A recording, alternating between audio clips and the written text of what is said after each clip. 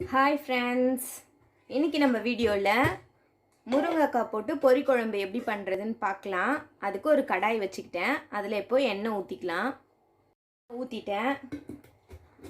அடுத்து கடுகு போட்டுக்கலாம்.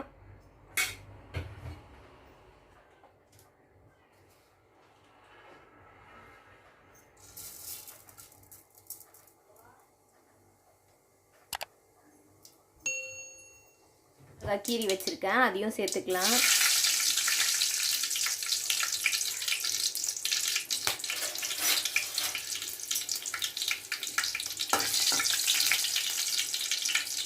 ஒரு பெரிய வெங்காயம் நறுக்கி வச்சுருக்கேன், அதையும் சேர்த்துக்கலாம்.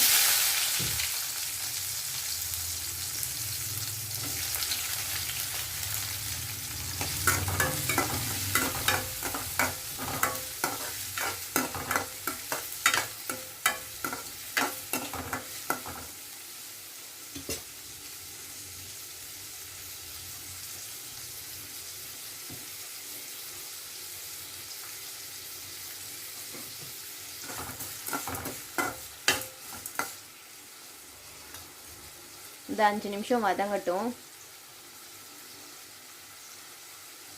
இந்த குழம்புக்கு நான் இவ்வளோ அளவு புளி ஊற வச்சுக்கிறேன். இப்போ வெங்காயம் வதங்கியாச்சு. ஒரு பெரிய தக்காளி அரிஞ்சு வச்சுருக்கேன், அதையும் சேர்த்துக்கலாம்.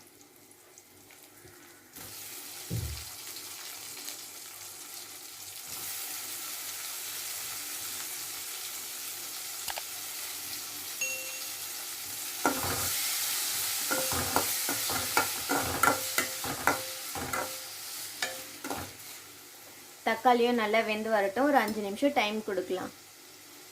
தக்காளியும் நல்லா வதங்கியாச்சு. இப்போது முருங்கைக்காய் சேர்த்துக்கலாம்.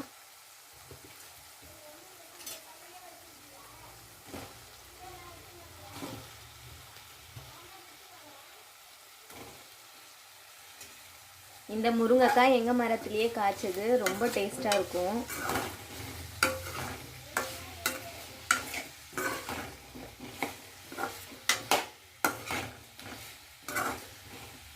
இது ஒரு 2 நிமிஷம் நல்லா வதங்கட்டும்.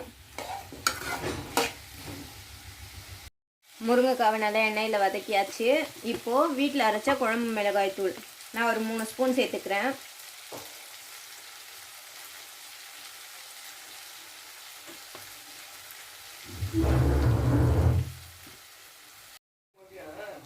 இப்போ இந்த முருங்கைக்காய் வேகிறதுக்கு ஒரு 2 டம்ளர் தண்ணி ஊற்றிக்கலாம்.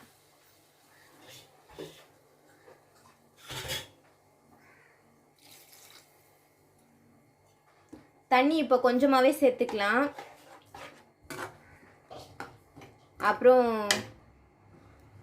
தேங்காய் ஊற்ற போகிறோம், அப்போ கொஞ்சம் தண்ணி சேர்த்துக்கலாம்.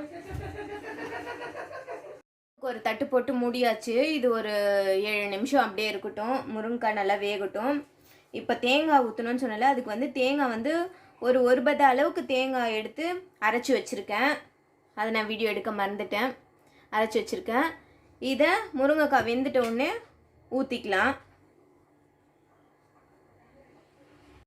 இப்போ ஒரு 5 நிமிஷம் ஆயாச்சு. ஒரு சின்ன நெல்லிக்காய் அளவுக்கு புளி எடுத்து வச்சிருந்தாலும் அந்த புளியை கரைச்சி ஊற்றிக்கலாம். இதில் இந்த குழம்புக்கு நிறைய புளி போடக்கூடாது. நிறைய புளி போட்டோன்னா காரக்குழம்பு மாதிரி ஆகிடும்.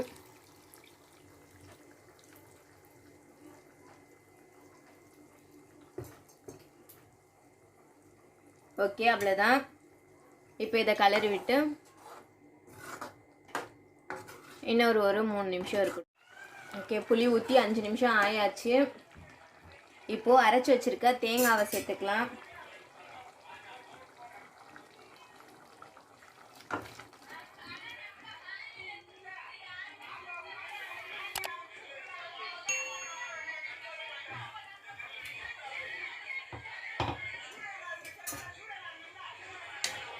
டம்ளர் தண்ணி ஊற்றிக்கிறேன். குழம்பு கொஞ்சம் திக்காக அந்த மாதிரி இருந்தது. ஓகே, போதும். இப்போ தேங்காய் ஊற்றி ஒரு கொதி வரட்டும். முருங்கைக்காய்லாம் நல்லா வெந்துருச்சு. இப்போ தேங்காய் ஊற்றியாச்சு. ஒரு கொதி மட்டும் வரட்டும். குழம்பு ரெடி. கருவேப்பிலை கொத்தமல்லி போட்டு இறக்கிடலாம். இது நீங்கள் சாப்பாட்டுக்கு மட்டும் இல்லை, இட்லி தோசைக்கு சப்பாத்திக்கு கூட வச்சு சாப்பிடலாம், ரொம்ப சூப்பராக இருக்கும்.